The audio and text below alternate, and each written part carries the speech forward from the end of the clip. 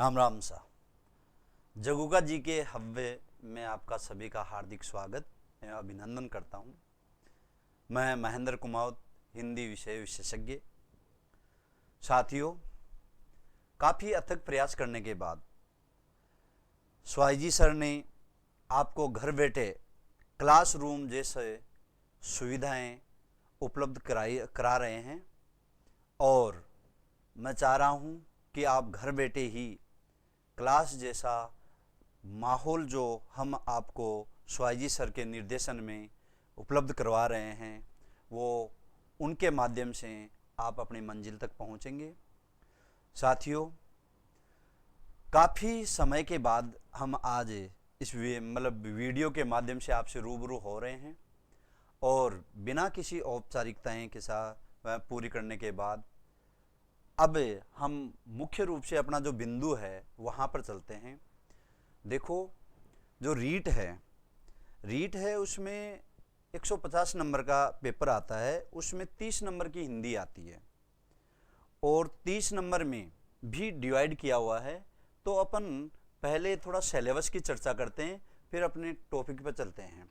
तो देखो, भाषा फर्स्ट और कक्षा 6 से 8 तक जो लेवल सेकंड लेवल है, पहले बात तो आप सभी को ये ध्यान देना है कि जो लेवल फर्स्ट और जो सेकंड है उनमें जो हिंदी है 30 नंबर की, उनमें ज़्यादा अंतर नहीं है। मतलब एक या आधे टॉपिक का ही अंतर है, बाकी कोई अंतर नहीं है। तो अपन ध्यान देंगे, सबसे पहले सिलेबस को एक सामान्य रूप में अपन देखेंगे, फिर अपन एक एक टॉपिक बिंदु वाइज चलते हैं। सबसे पहले देखो, आप जिन्होंने पहले से अगर मान लीजिए रीट दिया है, सिलेक्शन नहीं हुआ, किसी भी कारण से नहीं हुआ, वो कोई बात नहीं, आपको कोई टेंशन नहीं लेने हैं। अपन को एक तो अपठित गद्यांश और इस अपठित गद्यांश के अंदर व्याकरण संबंधी प्रश्न पूछते हैं। जैसे शब्द ज्ञान है, तत्सम शब्द है, तद्भव है, देशज है, विदेशज है, पर्यायवाची, विलोम, एकार्थी शब्द है, उपसर्ग, प्रत्यय, संधि और समास, संज्ञा, सर्वनाम, विशेषण, अव्यय। दूसरा, एक अपठित गद्यांश और पूछते हैं जिनमें अपनों को क्या क्या पूछेगा, वचन, काल, लिंग, ये शब्दों का वचन, काल और लिंग बदलना, ये दूसरा अपने को व्याकरण में पूछता है। तीसरा, व्याकरण में वाक्य रचना, वाक्य के अंग, वाक्य के प्रकार, पदबंध, मुहावरे, लोकोक्तियाँ। ये तो देखो, ध्यान दो, जो व्याकरण है उन व्याकरण में जैसे अपना हिंदी 30 नंबर का है तो उसमें 15 नंबर का तो ये व्याकरण का पोर्शन आता है और उसके बाद 15 नंबर की जो शिक्षण विधियां हैं वो आती है, जिनमें देखो भाषा की शिक्षण विधि है, भाषा शिक्षण के उपागम हैं, भाषा दक्षता का विकास, भाषाई कौशलों का विकास, सुनना, बोलना, पढ़ना, लिखना, और हिंदी भाषा शिक्षण में चुनौतियाँ, क्या क्या अपने सामने समस्याएं आ रही है, शिक्षण अधिगम सामग्री, पाठ्य पुस्तकें, बहुमाध्यम एवं शिक्षण के अन्य संसाधन। तीसरा, भाषा शिक्षण में मूल्यांकन भी पूछता है, इसमें भी क्वेश्चन बनते हैं। उपलब्धि परीक्षण क्या है उसके बारे में, समग्र एवं सतत मूल्यांकन, इनमें भी क्वेश्चन पूछता है। पिछली बार इनमें सतत मूल्यांकन, व्यापक मूल्यांकन, इसमें क्वेश्चन पूछा है। उपचारात्मक शिक्षण क्या है। तो ये तो हमारे एक सामान्य रूप में आज की जो है डेट है उसमें ये अपना सिलेबस है और जहाँ तक है सिलेबस यही रहेगा, कोई अंतर इसमें बदलाव नहीं होगा, क्योंकि ऐसा मीडिया में चल रहा है कि जहाँ तक है सिलेबस यही रखा जाएगा। अब वो आगे क्या होता है क्या नहीं होता है वो बाद में देखा जाएगा। अब अपन देखो, व्याकरण में सबसे पहले अपने व्याकरण की एक जननी मानी जाती है संधि, और संधियों को जानने के लिए हमें व्याकरण की संधि को मानते हैं, विद्वानों का मानना है, और संधि को जानने के लिए हमें थोड़ा वर्णों को देखना पड़ेगा। देखो, वर्ण वैसे हमारे औपचारिक रूप में सिलेबस में नहीं है, वर्ण हमारे वैसे औपचारिक रूप में सिलेबस में नहीं है, परंतु ध्यान दो, अपने उन वर्णों को जाने बिना संधियों को नहीं कर सकते। इसलिए वर्णों को सामान्य रूप में अपन को देखना है, गहनता से अपन वर्णों की चर्चा नहीं करेंगे। इसलिए सबसे पहले अपन जानेंगे कि वाकई में वो वर्ण क्या है क्या नहीं है। तो इन चीज़ों को अपन देखेंगे। तो सबसे पहले अपन माँ शारदे का नाम लेकर नमन करके अपना जो मुख्य जो लक्ष्य हैं वहाँ पर अपन चलने की ओर कोशिश करते हैं और अपनी मंजिल को प्राप्त करने की पूरी कोशिश करते हैं। तो देखो साथियों, ध्यान दें, सबसे पहले हमारे वर्ण मैं आपको पुनः बता देता हूँ, वर्ण हमारे सिलेबस में नहीं है। वर्णों की सामान्य रूप में अपन चर्चा करेंगे। इसलिए वर्णों के बिना अपन संधि नहीं देख सकते। तो ध्यान दो, सबसे पहले अपन भाषा की इकाई के बारे में जानते हैं कि भाषा की सबसे छोटी इकाई क्या है, बड़ी इकाई क्या है। तो ध्यान दो, हमें वर्ण से हमारा शब्द बनता है, शब्द से हमारा वाक्य बनता है। ध्यान दो साथियों, व्याकरण के ये 3 अंग माने जाते हैं। व्याकरण के ये 3 अंग माने जाते हैं, वर्ण है, शब्द है, वाक्य है। और हमें वर्ण, शब्द और वाक्य, इन तीनों को सामान्य रूप में देखेंगे। तो देखो, वर्ण भाषा की सबसे छोटी इकाई है। वर्ण और अक्षर, देखो संस्कृत में वर्ण और अक्षर एक ही मानते हैं, परंतु हिंदी हमारी जो अपभ्रंश है उसमें थोड़ा संस्कृत से थोड़ा अंतर आ जाता है, क्योंकि हिंदी की हिंदी संस्कृत से उत्पन्न हुई है, परंतु ये अपभ्रंश है। इसीलिए वर्ण हिंदी में देखो, वर्ण की संख्या 44 मानी जाती है और कुल 52 माने जाते हैं। ध्यान देना, हमारे 44 वर्ण है और कुल अगर जहां पर नाम आ जाता है 52। तो ध्यान दो, सबसे पहले अपन ध्यान देंगे कि वर्ण क्या है। तो ध्यान दो, भाषा की सबसे छोटी इकाई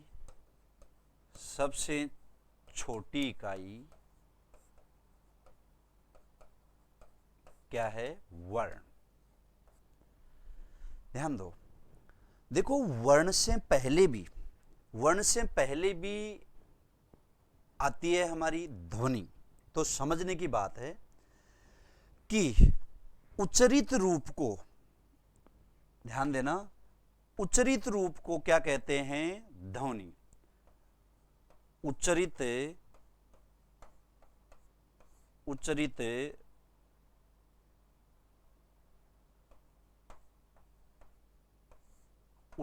रूप को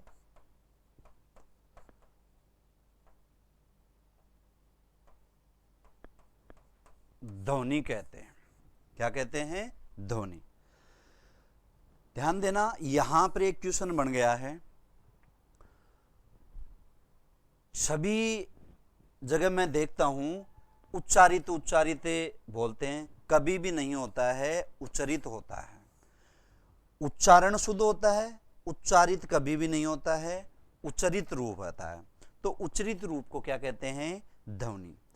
अब जो ध्वनि बन गई, अब ध्वनि देखो कोई भी हो सकती है ध्वनि, समझ रहे बात, परंतु हर ध्वनि हमारे काम में नहीं आती है।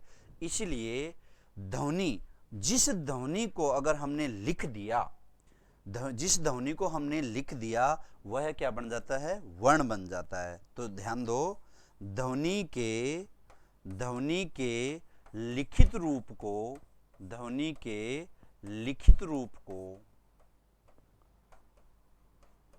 वर्ण कहते हैं। क्या कहते हैं? वर्ण। ध्वनि के लिखित रूप को वर्ण कहते हैं। अब एक क्वेश्चन और बन जाता है, तो लिखित रूप में भाषा की सबसे छोटी इकाई, लिखित रूप में भाषा की सबसे छोटी इकाई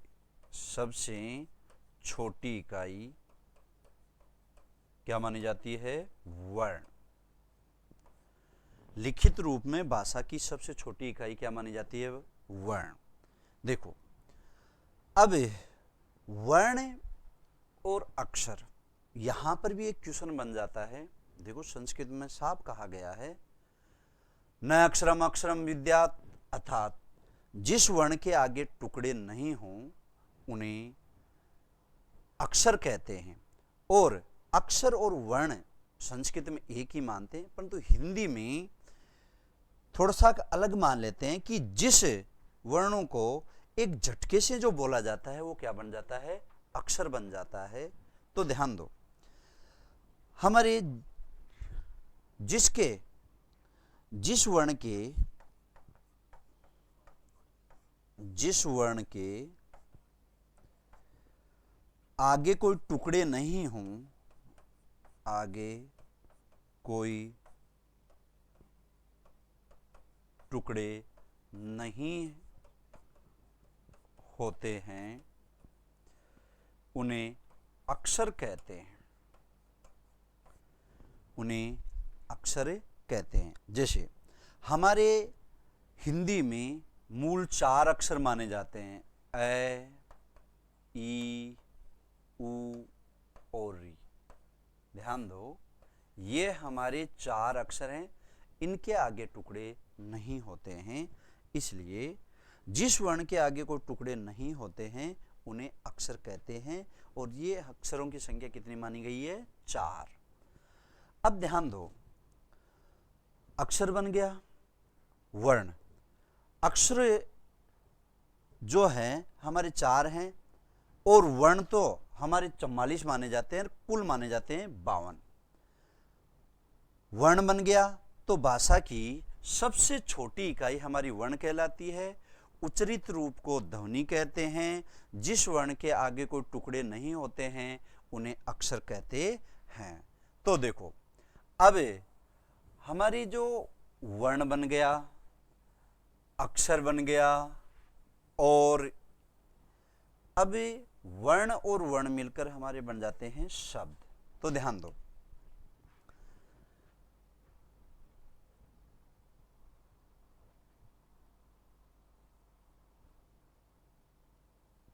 दो, वर्णों के सार्थक, 2 या 2 से अधिक वर्णों का जो है मतलब सार्थक समूह, उसे क्या कहते हैं? शब्द कहते हैं।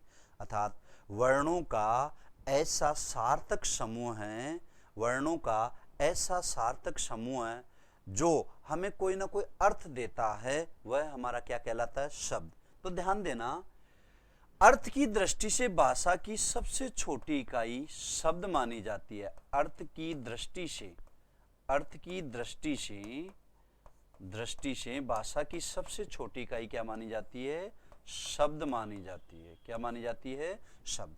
देखो, ध्यान ये देना है कि 2 या 2 से अधिक वर्णों का जो समूह बनता है उसे शब्द कहते हैं। देखो, हमारे हिंदी हो, संस्कृत हो, उनमें केवल सार्थक शब्दों का ही प्रयोग किया जाता है, निरर्थक का नहीं किया जाता है। इसलिए हम इसकी परिभाषा ये कह सकते हैं कि वर्णों का ऐसा समूह जो सार्थक हो, वह हमारा क्या कहलाता है? शब्द कहलाता है। परंतु देखो, शब्द 2 या 2 से अधिक वर्ण मिल गए, शब्द तो बन गया, परंतु कोई जरूरी नहीं है कि वो सार्थक है या निरर्थक है। तो ध्यान दो, इस दृष्टि से शब्द हमारे 2 प्रकार के होते हैं। कितने प्रकार के? 2 प्रकार के। एक होता है सार्थक और दूसरा होता है निरर्थक। एक होता है सार्थक और दूसरा होता है निरर्थक। तो ध्यान दो, जैसे हमने कह दिया कमल, अब ये कमल है, ये हमारा कमल शब्द है, सार्थक है, क्योंकि इसका कोई ना कोई अर्थ निकलता है। परंतु मान लीजिए हम इसको लमक कर दे, इसी शब्द को लमक कर दिया, अब ये शब्द तो बन गया क्योंकि दो या दो से अधिक वर्ण मिल गए, और वो इसमें भी मिल रहे हैं दो या दो से अधिक वर्ण, और इसमें भी मिल रहे हैं, शब्द तो बन गया, परंतु ये निरर्थक हैं। तो इस आधार पर शब्द दो प्रकार के होते हैं, एक सार्थक होता है, दूसरा निरर्थक होता है। सार्थक ही हमारे हिंदी हो चाहे संस्कृत हो, कौन सी भाषा हो, उनमें हम प्रयोग करते हैं, निरर्थकों का हमारा कोई प्रयोग नहीं होता है। अब ध्यान दो, बहुत बार ये पूछ लेते हैं कि सार्थक शब्द का संधि विच्छेद क्या होता है। जो सार्थक शब्द है इसका संधि विच्छेद क्या होता है, तो देखो स प्लस अर्थक, अर्थात जो अर्थ के साथ हो वही क्या कहलाता है, सार्थक। जो अर्थ के साथ हो वही क्या कहलाता है, सार्थक। कौन सी संधि हुई बोलो, ए और ए मिलकर क्या बना, आ। दीर्घ तो संधि हो गई, दीर्घ संधि हो गई, वैसे संधि की चर्चा करेंगे। दीर्घ संधि हो गई, ए और ए मिलकर क्या बना, आ, तो सार्थक शब्द बन गया। दूसरा निरर्थक, इसका भी कई बार पूछ लेता है कि निरर्थक शब्द का संधि विच्छेद क्या होगा, निरर्थक शब्द में कौन सा उपसर्ग है। तो ध्यान दो, निरर्थक में निर उपसर्ग है और अर्थक, तो निर यानी बिना, अर्थक मीन्स अर्थ, अर्थात जो बिना अर्थ का होता है उसे क्या कहते हैं, निरर्थक कहते हैं। अब अगर मान लीजिए आपको, ये कई बार क्वेश्चन पूछा गया है, ध्यान देने की बात है, कई बार निर प्लस अर्थक, ध्यान दो, विग्रह में अगर आपको ऐसे करके देता है और आपसे पूछता है कि कौन सी संधि है, विग्रह में आपको ऐसे करके देता है और पूछता है कौन सी संधि है, तो देखो र आधा है और ए, और रे में ए मिल गया तो रे पूरा बन गया और निरर्थक शब्द बन गया। बताओ कौन सी संधि है, ध्यान देने की बात है, कोई संधि नहीं है, क्योंकि संधि हम उसे कहते हैं जहां वर्ण में विकार उत्पन्न होता है। यहाँ पर कोई विकार उत्पन्न नहीं हुआ, रे में ए मिला और निरर्थक बन गया, तो निरुपसर्ग है, कोई संधि नहीं है। अगर ऐसे विग्रह करके अगर आपको देता है तो यहाँ पर कोई संधि नहीं है, केवल संयोग है, केवल संयोग है, ध्यान देना, केवल क्या है, संयोग। अब देखो, इसी को एक दूसरे तरीके से भी क्वेश्चन पूछ लेता है, कैसे, ध्यान दो, कि अगर आपको शब्द ऐसे देता है निरर्थक, निरर्थक शब्द ऐसे देता है, अब आपसे पूछता है बताइए कौन सी संधि है। अब अपन को करनी है विसर्ग संधि, अपन संधियों में चलेंगे तब आपको और बताएंगे। नि है प्लस अर्थक, नि है प्लस अर्थक, विसर्ग का रे बन जाता है, आगे चर्चा करेंगे। तो निरर्थक अर्थात विसर्ग का रे बन गया और संधि कौन सी हुई, विसर्ग। यहाँ पर वर्ण में विकार उत्पन्न हुआ, इसलिए हम यहाँ पर संधि कहेंगे। तो ध्यान दो, ये छोटी छोटी चीज़ें ध्यान देने की बात यह है कि हिंदी में कोई कठिन क्वेश्चन नहीं पूछते हैं। सोचने की बात यह है कि इन्हीं क्वेश्चनों को बार बार घुमाते हैं। मैंने ऑफलाइन जो क्लासें खूब ली है उसमें भी मैंने आपको खूब बताया है।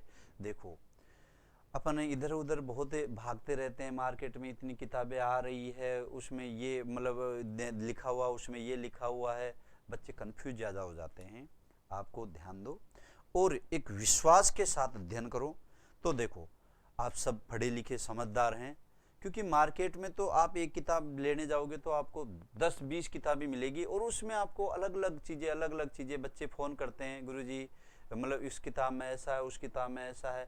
देखो, उनमें अपन को नहीं जाना है, केवल अपन प्रैक्टिकल रूप में अगर मतलब देख लेते हैं और उसको अपन फॉलो करते हैं, मेहनत आपको खुद को करनी पड़ेगी और उसको फॉलो कर लेते हैं। इस शब्द को बहुत बार पूछ चुके हैं और ये बिल्कुल सामान्य शब्द है, परंतु फिर भी हमारा गलत हो जाता है। क्यों हो जाता है? क्योंकि अपन मार्केट में जो किताबें आ रही है, कोई में क्या बता रखा, कोई में क्या बता रहा, ध्यान दो, जब तक वर्ण में विकार उत्पन्न नहीं होता, संधि में साफ लिखा हुआ संधि नहीं कहलाती है। तो यहाँ पर तो केवल मतलब यहाँ पर कोई वर्ण में विकार उत्पन्न नहीं हुआ, इसलिए आपको क्वेश्चन अगर ऐसे विग्रह करके देकर पूछता है तो यहाँ पर कोई संधि नहीं है, संयोग है। और आपको डायरेक्ट अगर पूछता है निरर्थक शब्द का संधि विच्छेद क्या है, कौन सी संधि है, तो हमें ये करनी है निह प्लस अर्थक है। क्लियर? चलो अब हम आगे बढ़ते हैं। तो सार्थक और निरर्थक। सार्थक हमारा हो गया कमल, निरर्थक हो गया हमारा, जैसे हमने इसी को कह दिया लमक। शब्द तो ये भी है, शब्द ये भी है, परंतु ये हमारा प्रयोग में आता है और ये हमारा इसका कोई ना कोई अर्थ होता है, इसका कोई अर्थ नहीं है, इसलिए हमने इसको सार्थक कह दिया, इसको निरर्थक कह दिया।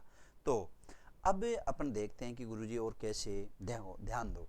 जैसे हमने कह दिया पंखा, तो पंखा शब्द सार्थक हैं, पंखा शब्द सार्थक हैं। और हमने दूसरा कह दिया पंखा वंखा, तो यहां पर जो हमने बोला वंखा वो सार्थक नहीं है। इसलिए जैसे हमने कह दिया कलम, तो कलम वलम बोल दिया, तो देखो कलम तो हमारा सार्थक है, वलम जो बोला वो निरर्थक है। तो समझ गए होंगे, सार्थक ही हमारे प्रयोग में आते हैं, निरर्थक हमारे प्रयोग में नहीं आते हैं। अब हमारा शब्द बन गया। तो देखो अर्थ की दृष्टि से भाषा की सबसे छोटी इकाई क्या है, बोलो? शब्द। अर्थात आपसे डायरेक्ट पूछ ले भाषा की सबसे छोटी इकाई क्या है? वर्ण। क्योंकि देखो अक्षर 4 ही माने जाते हैं, वर्ण हमारे 44 और सब काम में आते हैं, इसलिए वर्ण ही को ही भाषा की सबसे छोटी इकाई माना जाता है।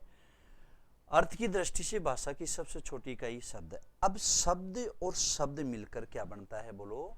वाक्य। शब्द और शब्द मिलकर हमारा क्या बनता है? वाक्य। तो ध्यान दो, वाक्य से पहले मैं आपको एक बात और बताना चाह रहा हूं। जैसे हमने कह दिया शब्द, जैसे हमने कह दिया शब्द, तो ध्यान देने की बात यह है, शब्द और एक होता है हमारा पद, एक होता है पद। देखो हमने शब्द कह दिया कमल, हमने शब्द कह दिया कमल। अब ये शब्द है, जब तक उस शब्द को वाक्य में प्रयोग नहीं कर लिया जाता है तब तक वो एक शब्द ही बना रहता है। क्योंकि अब हमें इस शब्द का उतना कोई महत्व नहीं बन रहा है कि कमल कोई लड़के के बारे में कह रहे हैं या कमल जो अपना जो कीचड़ में खिलता है उसके बारे में कह रहे हैं। अभी तक इसका हमें कोई मतलब पता नहीं चल रहा है, इसीलिए कमल केवल शब्द है, कमल केवल शब्द है। अब हमारा इसी को पद कब कहेंगे? जब इसी शब्द को अगर हम वाक्य में प्रयोग कर लेंगे तब यही शब्द क्या बन जाएगा? पद। अर्थात आपको सामान्य रूप में ध्यान देना है कि किसी शब्द के कोई व्याकरणिक नियम लग जाता है, व्याकरणिक कोटि में उसको शामिल कर लिया जाता है, वाक्य में प्रयोग कर लिया जाता है उस शब्द को, तो वह हमारा वह शब्द क्या बन जाता है? पद बन जाता है। जैसे अब हमने कहा कमल खिल गया, अब यहां पर हमारा कमल शब्द पद बन गया, क्योंकि अब हम किसके बारे में कह रहे हैं? फूल के बारे में कह रहे हैं, कमल खिल गया। दूसरा हमने कह दिया कमल फट रहा है, अब हमने वाक्य में प्रयोग कर लिया, तो कहने का मतलब समझ गए होंगे, शब्द के ही जब व्याकरणिक कोटि में शामिल कर लिया जाता है, अर्थात शब्द को वाक्य में प्रयोग कर लिया जाता है, तो वही शब्द हमारा क्या बन जाता है? पद बन जाता है। अब देखो सबसे पहले हमारी ध्वनि आई, ध्वनि उच्चरित रूप को ध्वनि कहते हैं, ध्वनि के लिखित रूप को हम क्या कहते हैं? वर्ण कहते हैं। वर्णों का जो समूह बनता है वो क्या बन जाता है? शब्द बन जाता है। और शब्द और शब्द मिलकर क्या बन जाता है, वाक्य बन जाता है। तो ध्यान दो, शब्द बन गया। अब हम चलते हैं वाक्य की ओर। तो देखो ध्यान दो, भाषा की सबसे छोटी इकाई हमारी वर्ण है। उच्चरित रूप में देखो, एक यहाँ पर भी कई विवाद आ जाते हैं कि सर उस किताब में तो भाषा की सबसे छोटी इकाई ध्वनि है लिखा हुआ है। देखो, उच्चरित रूप को ध्वनि कहते हैं। हमने ये ध्वनि है, ये ध्वनि जो है, अब अनेक प्रकार की ध्वनि होती है, समझिए बात, अनेक प्रकार की ध्वनि होती है। हमने कह दिया अ, अब ध्यान दो, ए को हम समझ भी गए और लिख भी दिया, ए को समझ भी गए और लिख भी दिया।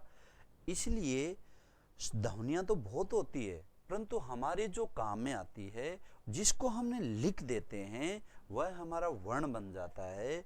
इसलिए उच्चरित रूप को तो ध्वनि कहते हैं। उच्चरित रूप को क्या कहते हैं, ध्वनि कहते हैं।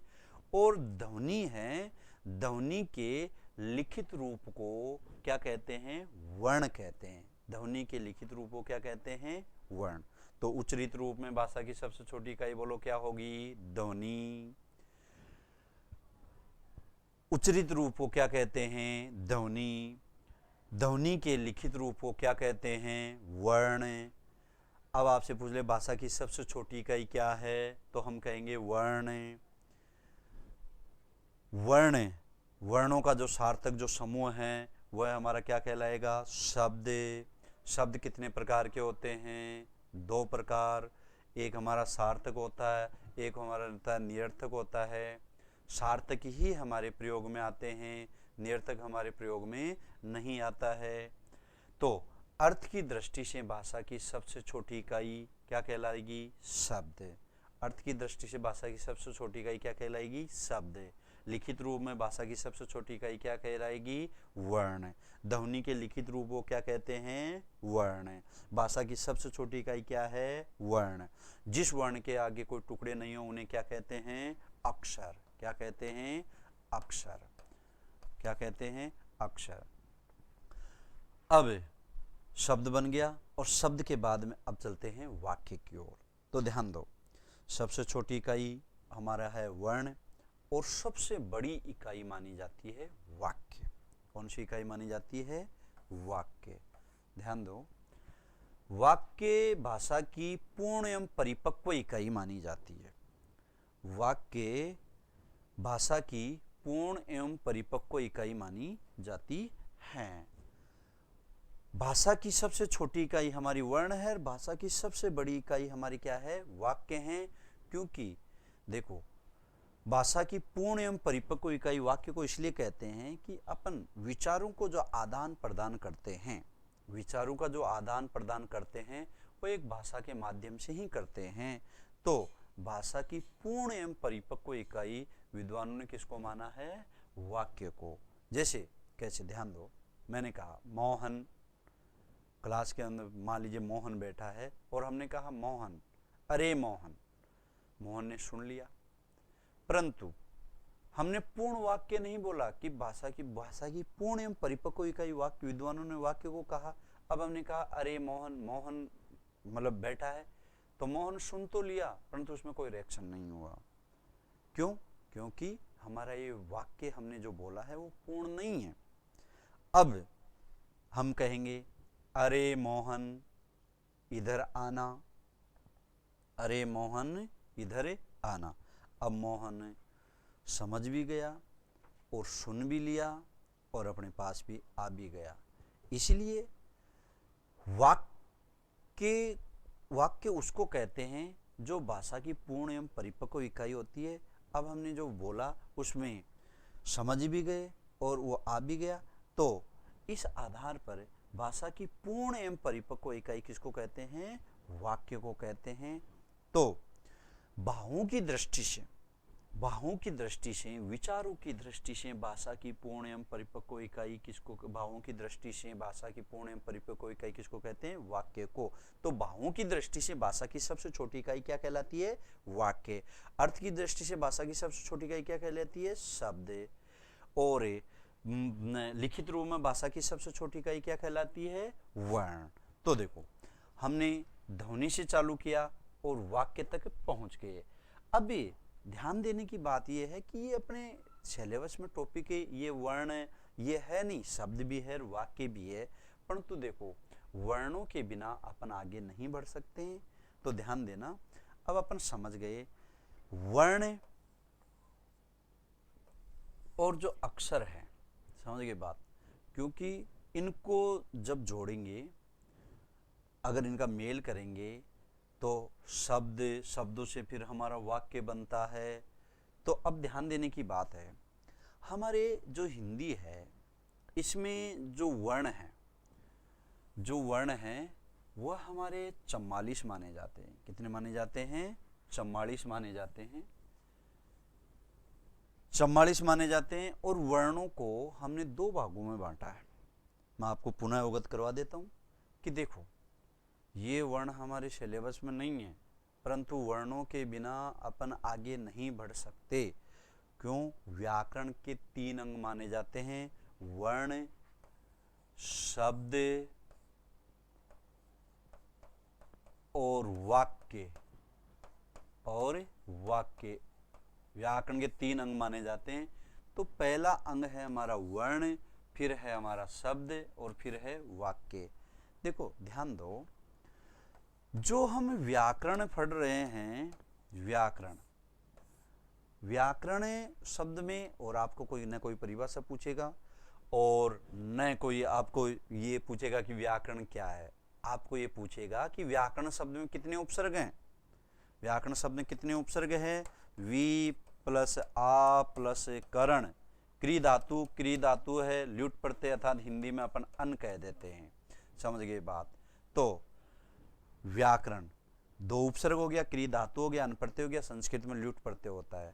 तो व्याकरण वह शास्त्र है जिसके द्वारा हमें भाषा को शुद्ध बोलना, पढ़ना, लिखना, जिसके माध्यम से सीखते हैं, वह हमारा क्या कहलाता है? व्याकरण कहलाता है। साथियों, ये मेरा आज ऑनलाइन में पहला प्रयास है, पहली मेरी क्लास है। अब इसमें हो सकता है कि मैं कोई त्रुटि रह जाए, इसलिए स्वाई सर को मैं एक बार पुनः मैं धन्यवाद देता हूं कि उन्होंने ये मंच के बनाया और सभी को इस मंच के माध्यम से घर बैठे जो शिक्षा प्रदान कर रहे हैं। इसलिए मैं एक बार पुनः जगुगा परिवार को हार्दिक स्वागत करता हूं, धन्यवाद देता हूं। और आपको जो आज हमने वर्ण, शब्द और वाक्य चीज़ें बताई हैं, इनके बाद जो नेक्स्ट क्लास है उसमें आपको, जैसे हमारे वर्णों की संख्या है 44, कुल वर्णों की संख्या है 52, तो ये इनकी विस्तृत रूप में व्याख्या करेंगे। ज़्यादा गहनता से नहीं चलेंगे। मैं आपको पुनः अवगत करवा दिया कि वर्ण हमारे सिलेबस में नहीं है, फिर भी वर्णों के बिना अपन आगे नहीं बढ़ सकते हैं। तो मैं अब जो आज हमने वर्ण देखे, शब्द देखे और वाक्य देखे, और इनके आगे का जो हमारे वर्ण कितने होते हैं वो कल इसी समय नेक्स्ट क्लास लेकर आएंगे। तब तक के लिए राम राम साहब।